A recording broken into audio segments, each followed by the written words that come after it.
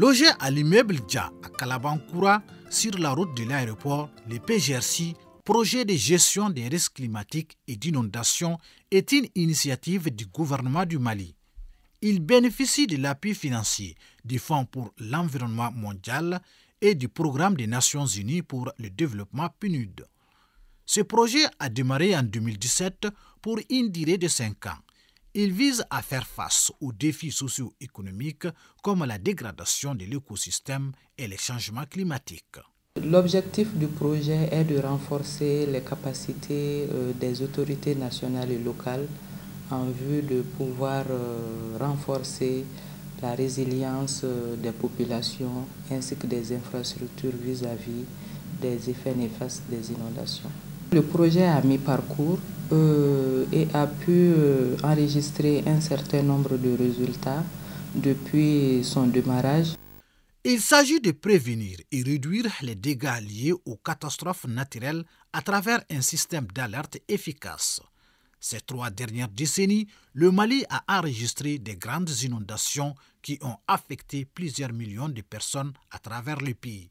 Il convient donc d'identifier les sites et recenser les besoins de populations cibles dans les 7 communes couvertes par le projet, ce qui justifie la tenue des ateliers d'information dans les communes 1, 4, 6 du district de Bamako, les communes rurales de Tomora dans les cercles de Bafoulabé, Sebekoro dans les cercles de Kita, les communes rurales de Pignari-Bana et Fatouma dans la région de Mopti.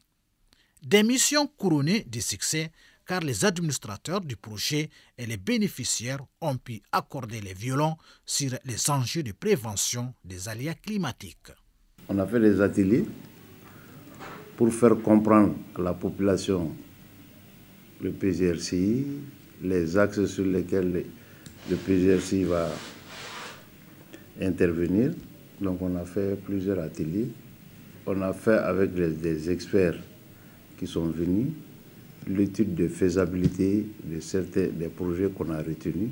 On a fait des visites sur le terrain pour identifier les différentes zones. On a aussi identifié un site pour une station météorologique automatique à Lassa.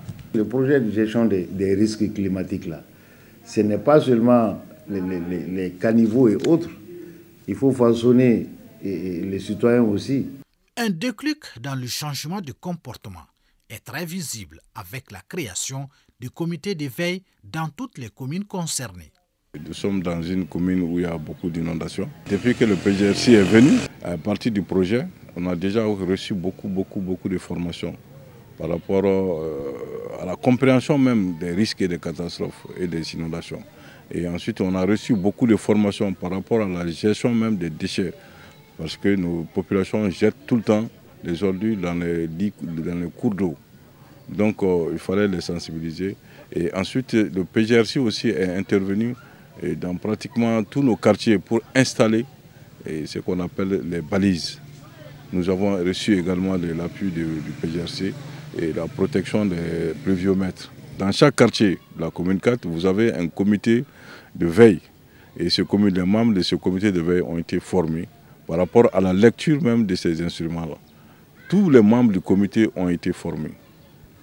Donc ils savent lire, ils savent interpréter. Dès qu'il y a les premières pluies, seulement le comité se met en marche.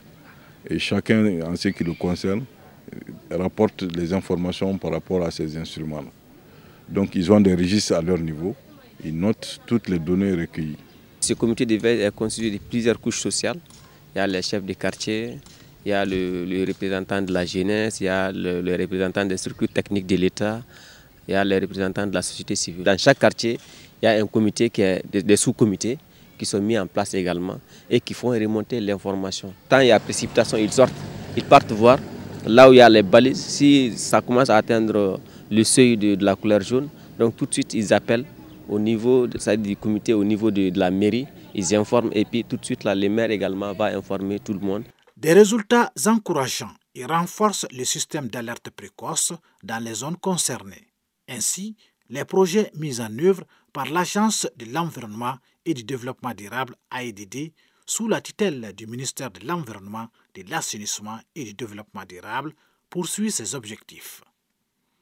Il est déjà engagé dans l'équipement de 2 directions nationales, maillon essentiel dans la prévention des catastrophes naturelles. Il s'agit de l'Agence nationale de la météorologie et de la Direction nationale de l'hydraulique. Premier équipement, il s'agit des balises.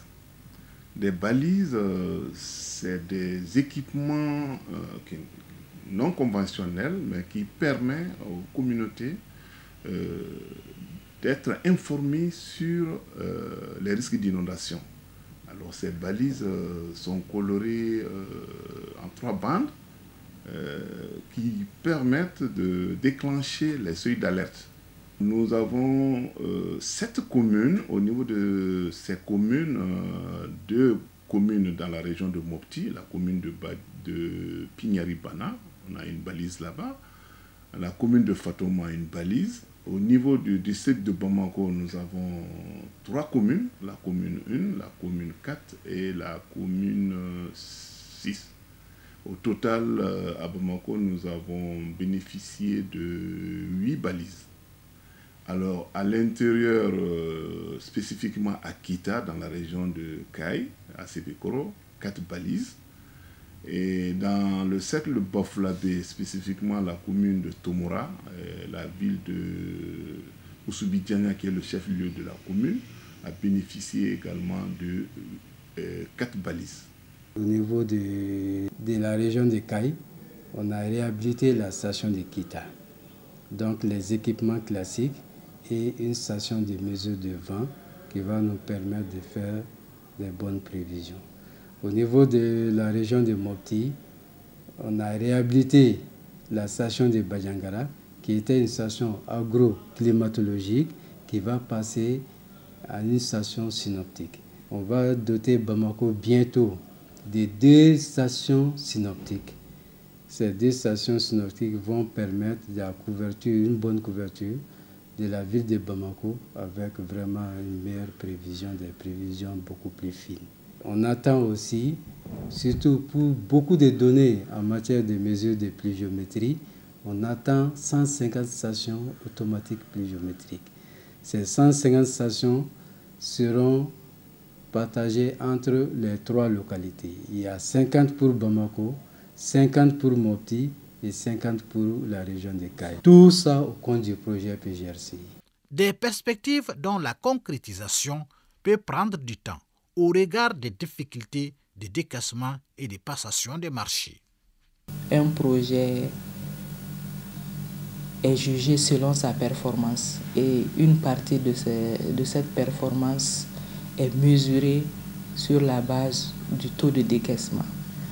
Et lequel taux de décaissement ne peut se faire qu'en passant par un certain nombre de procédures, notamment la procédure de passation de marché, qui souvent prend son temps et qui pénalise à un certain moment donné la bonne exécution de nos marchés. Nous sommes exposés à un problème d'insécurité dans certaines de nos zones. Je peux prendre l'exemple de Mopti, ce qui fait que souvent on n'arrive même pas à accéder à certaines de nos zones pour surtout mener nos visites de supervision, de réception des équipements. Et nous avons aussi quelques difficultés liées à l'accès à certaines de nos zones pendant l'hivernage. Et là, je prends le cas d'une de nos communes dans le cercle de Bafulabé, la commune de Tomora. Dans le souci de mieux pérenniser les acquis, le projet entend fortement s'impliquer dans la gestion des déchets solides et la protection des berges, des cours d'eau aux collecteurs. Le projet a eu à mener pas mal d'études pour pouvoir améliorer en termes d'informations sur l'aménagement des réseaux de drainage par rapport à un bon ruissellement des eaux de pluie. Et il y a eu une cartographie des réseaux de drainage existants. Il y a eu aussi une étude relative à la faisabilité technique de la construction des collecteurs dans les différentes zones d'intervention, ainsi qu'une étude de faisabilité de la construction des digues filtrantes. Et tous ces résultats sont satisfaisants et les travaux vont bientôt démarrer. Concrètement, on va s'attendre à la sécurisation des dépôts de transit et aussi par rapport aux collecteurs aussi, s'il y a des aménagements en ce qui concerne les zones identifiées et sans aussi déguerpissement des populations. Donc le projet s'inscrit dans ce sens. C'est tout ce qui est indemnisation des populations. Nous ne voulons pas rentrer ça parce que nous voulons que les parties ont pu aménager et que ça peut apporter des avantages dans la lutte contre les inondations pour les communautés. C'est ça que nous avons voulu mener avec le PGRC. Le PGRC, c'est une enveloppe d'environ 6 milliards de francs CFA. Ce montant est destiné à des travaux dans le domaine de la prévention des inondations. Les prochains mois seront sans nul doute très décisifs dans la mise en œuvre du projet.